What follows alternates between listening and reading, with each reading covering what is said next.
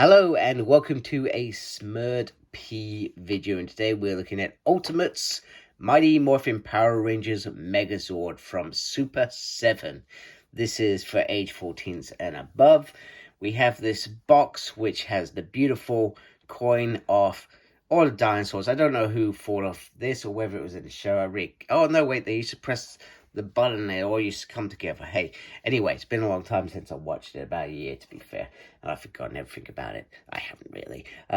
So they've, I think, I can't remember if I said this with Wave 2, they are done with the outer box that used to get with these, and now they just come like this in the plastic bag, ready for you to open. And this is obviously Wave 3. Mighty Morphin Power Rangers on the back. If I lift this up, we have that classic picture in there, and then a colored coin on the back, and if I put that there, you can pause that to read that, but you know what a Megazord is anyway, especially this Megazord. This is the first Mighty Morphin Power Rangers Megazord, and here it is. You can see it, they've got the plastic box in, and you can see everything in there, so I'm looking forward to getting this figure out, so without ado, let's get him out. Okay, here is the Megazord out of the packaging, and from my opinion, he is absolutely gorgeous. This is the perfect figure if you're not looking for transformation, you are just looking for something that captures how good the Megazord looks and would look on your shelf. This is what, when Lightning Collection or Hasbro were releasing, and maybe the target or audience was younger when they were releasing those little VHS packs. This is the sort of thing they should have been aiming for, because I feel like this is certainly something that they would have been, we as fans would have liked. However, Super7 seemed to have captured this. I could easily, even though I'm not collecting Super7 now, I'll be completely honest with you, I'm not keeping them, mainly because of that Wave 1 disaster, as I put it. Wave 2, a lot better, I had no issues. Let's see what Wave 3 brings.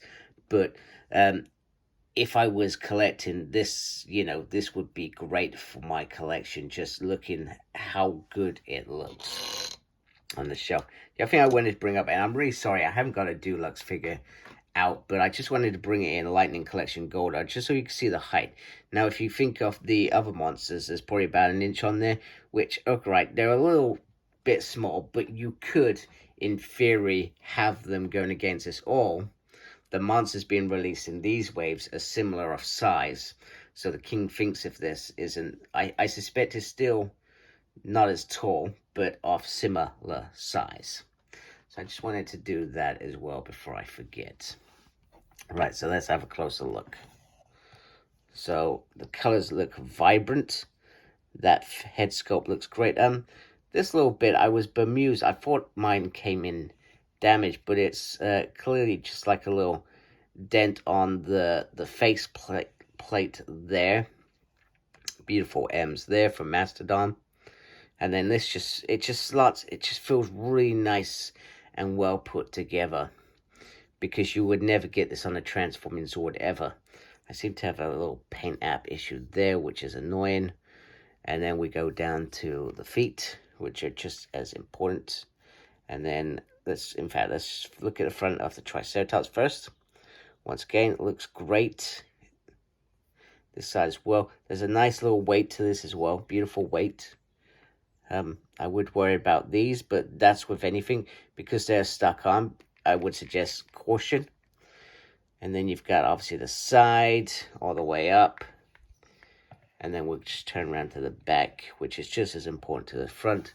And you've got the Tyrannosaurus tail in there, the cannons on the top, and they are all in place and not removable. I don't think I would be brave enough to even attempt to remove them. The treads on there, the wheels on there, it's just well done. And then obviously the black feet there. So all good stuff in terms of how that looks. Right, so articulation. I'm not expecting much from articulation. So head can go round. There is a little movement up and down, but I would err of caution, because my worry would be the paint on these things. Arm can go all the way around. You do have movement there, which is nice. You have a little single there as well. Once again, just be very careful. That is my motto with Super 7 figures. Swivel on the hand. No movement on the waist, but a little wiggle on the chest. Not very much.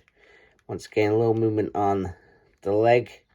No real movement on the thigh. Which I think if they had achieved that, that would have just enhanced it. And then, yeah, there's no bend there. No movement on... There's a little bit of movement. There's a little rock there, isn't there? A little movement on the feet. So you can just adjust slightly, etc. But not very much at all. Okay, next up is the coin. So we get this beautiful coin with this, which is great. Feels like die cast, I'm not entirely sure. And it does have the Z for Zoo Rangers on the back, which is very, very awesome.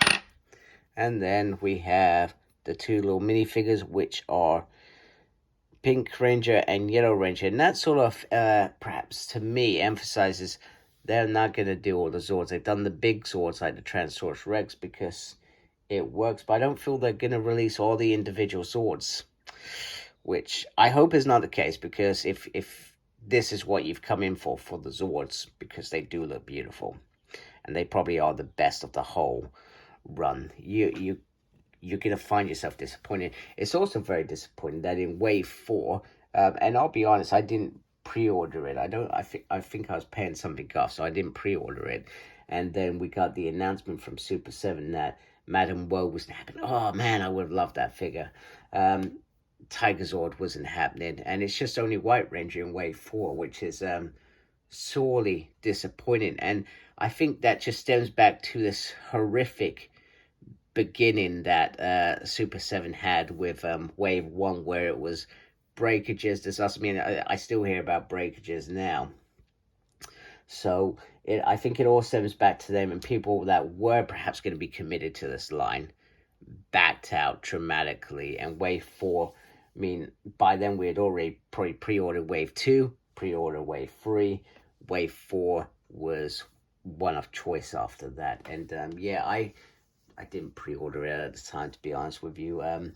So I think from that perspective, that's disappointing. And I hope that they do revisit those two figures. I hope they do go back and say, do you know what, let's try again. Maybe wave 5 recaptures the audience. I feel like it's probably one of the weakest waves in terms of, I think, does it have the black and gold?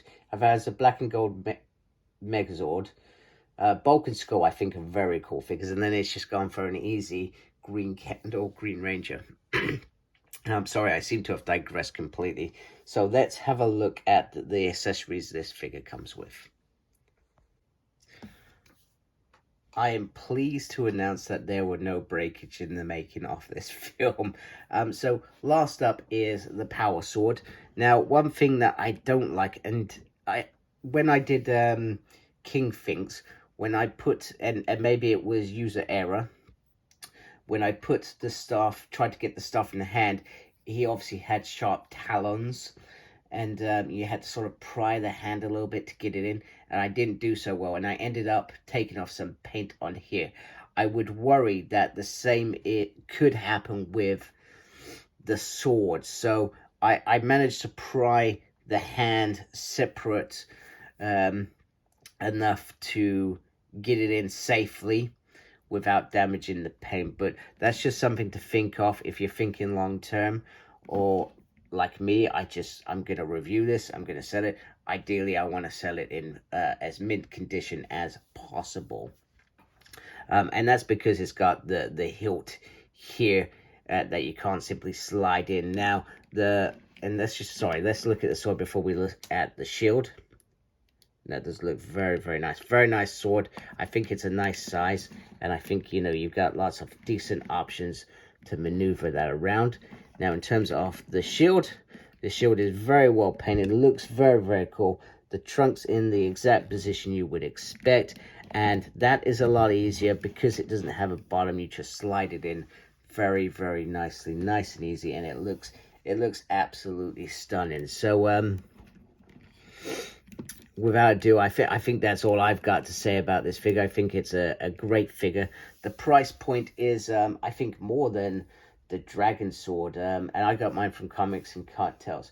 But I think it, at present, brand new, it's like 62 pounds, which is a lot considering what's happened with previous releases. Don't get me wrong, this is a very beautiful, big, strong figure, but I think Super7 are canning on the fan base still being there rather than we've lost a lot. It feels like, are they trying to make up because they've made a loss due to all these breakages and replacements in wave one? It could be that repercussion, but that's their QC faults in terms of making these. I mean, they've been making figures for years, and I've never heard of any other line struggle the way that Wave 1 did. So that's them failing as a business to me. The customer shouldn't have to suffer in later waves having to pay more so they can recuperate their things. Hey, it is what it is. You know, this is either going to be for you or not for you, or wait for it to go on sale, because I think a lot of Super 7s do end up going on sale eventually. I managed picking up a couple of Bebop and Rocksteady a few years back because I wanted them with my Power Ranger Turtles, etc. So anyway, sorry, I've digressed quite a bit anyway throughout this video. Clearly had a lot to say this morning. Clearly had my coffee. Thank you very much for watching. If you like my channel, please subscribe. I'd really appreciate it. Thank you to those that are already subscribed. Make sure you look after yourself. It's very important. And embrace geekiness. Take care. Goodbye.